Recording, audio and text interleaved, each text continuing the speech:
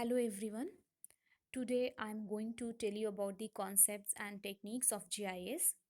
So nowadays, the utility of computer has become very important because, as we know that computer has ability to quick, fast processing of any given work, so that the quality of computer has revolutionized, modified our life.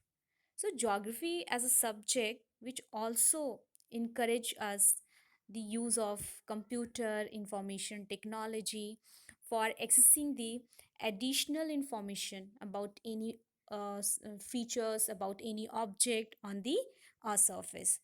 So, as we know that geography as a subject which deals with the study of spatial temporal variations of any phenomena of any object on the earth surface. So in the field of geography, every kind of research or every kind of research like research in the field of urban geography, research in the field of industrial geography, research in the field of human geography, research in the field of regional rural geography. In every field, research requires large volume of multi-dimensional and spatial information. So geographical information system has ability to represent such type of spatial and multidimensional information about any object. So today I'm going to tell you about the GIS. So first question that is very important: what is GIS? So GIS is basically is an integration of computer hardware and software, and it is an information system that is used for capturing, storing, checking, integrating, manipulating, analyzing, and displaying data which are spatially referenced to the surface. So basically, GIS is a computerized information system like any other database. But what is the basic difference between GIS and other database? So here the basic difference is all information in GIS must be linked to geographical coordinate system, that is latitude and longitude. So here I'm going to tell you about the capabilities of GIS. So basically GIS is a combination of three words. First word is geographical, second word is information, and third word is system. So what is geographical? What do you mean by geographical? Geographical. So geographical word deals with the fact that the locations of data items, especially related with geographical coordinate system, latitude and longitude. And second word is information. So information word related to the fact that is data in a GIS are organized to produce information, very useful information and knowledge in the form of maps, in the form of diagrams, in the form of graphics, in the form of tables. And third word that is very important, system. So here I'm going to tell you the capabilities of GIS in the form of system. So the system, the term implies that GIS is made up from various interrelated and linked components with different functions. So GIS have the functional abilities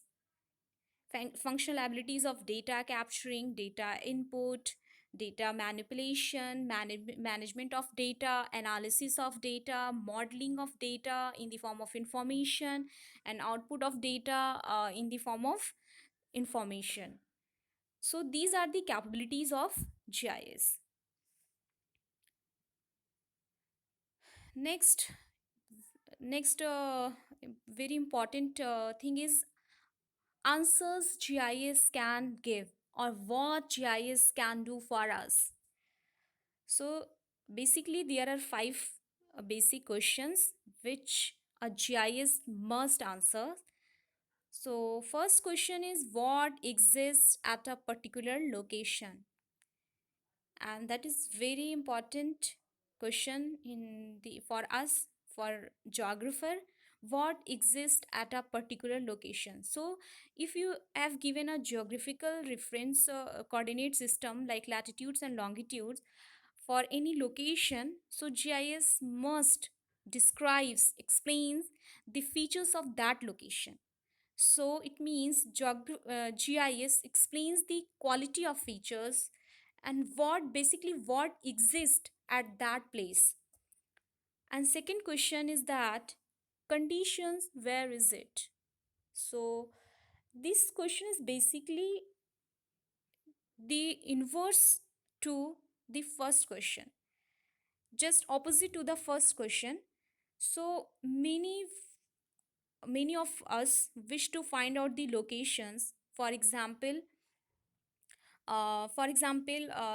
where are the districts with rainfall greater than 500 millimeter or less than 500 millimeter, 800 millimeter? So here basically GIS tells us about the location.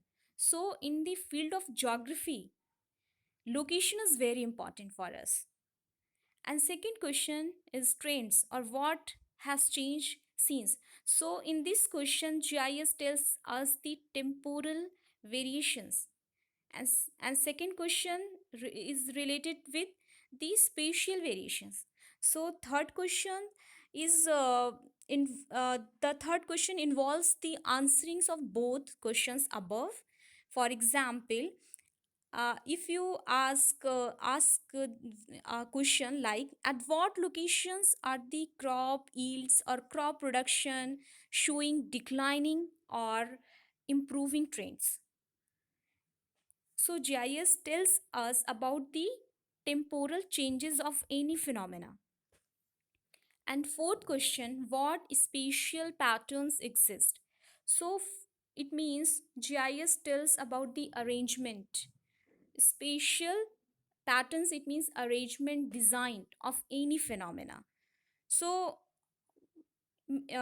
anyone might ask this question to determine whether landslides are mostly occurring near streams or any other places. So it tells us about the arrangement of any features on the earth surface. And last question, that is very important, modeling or what if. So this is the higher level of application of GIS. And the question might be here like this: what would be the nitrate distribution in groundwater over the area if fertilizer use is doubled or three times or four times? So would be the condition? What would be the condition of groundwater, and what would be the condition of such area? So these are the five questions which GIS must answers. So here the components of GIS.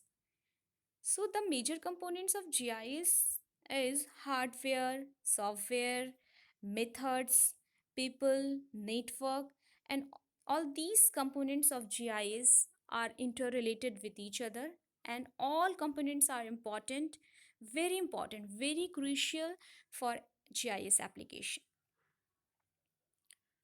Types of data inputs in GIS.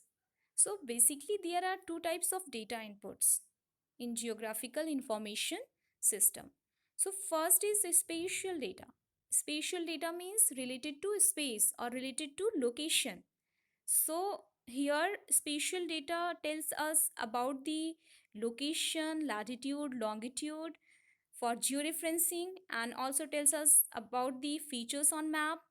For example, soil units, administrative district, etc. And second data, that is attribute data. So attribute data is like tabular data, and spatial data is related to map making. So attribute data tells us about the properties and basically it is a descriptive data about any object, about any features. So, and the example for attribute data would be soil properties, population density, population growth, and population distribution of districts. It may be village, it may be block, it may be tehsil, it may be state, it may be country. Format of spatial data. There are two types of format in GIS. First is vector and second is raster format. So in vector format, any object is represented in the form of points, lines, and areas.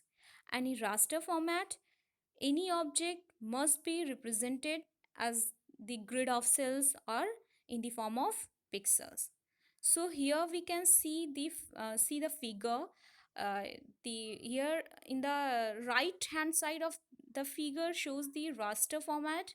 So points, lines, and areas are in the form of cells or pixels, and in the left side of figure, the vector format, and in the vector format, points, lines, and areas are in the form of polygons, in the form of line, in the form of point.